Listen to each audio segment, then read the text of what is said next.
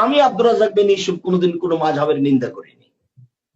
দ্বিতীয় কথা হলো এই যে একটা মাযহাবকে সামনে রেখে একজন আরেকজনকে গালি দিবে, একজন আরেকজনের বিরুদ্ধে কথা বলবে, একজন আরেকজনকে খেপিয়ে তুলবে, উস্কিয়ে তুলবে, এটা হতে পারে না।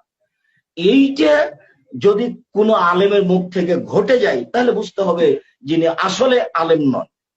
এটা সামাজিক গতির উপরে চলছে, আবেগের উপরে চলছে, আর নাহলে হিংসার উপরে চলছে, এটা হতে পারে। যদি আপনাকে আমি একটা কথা বলে রাখি, যারা মাযহাব মানে তারা কবর পূজা করে, এইভাবে শিরক করে। আমি আব্দুর রাজ্জাক বিন ইউসুফ কোনোদিন কোনো মাযহাবের নিন্দা করিনি।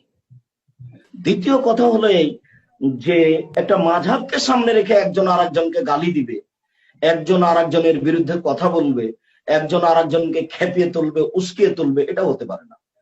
এইটা যদি কোনো আলেমের মুখ থেকে ঘটে যায় তাহলে বুঝতে হবে যিনি আসলে আলেম নন। এটা সামাজিক গতির উপরে চলছে, আবেগের উপরে চলছে, আর নাহলে হিংসার উপরে চলছে, এটা হতে পারে।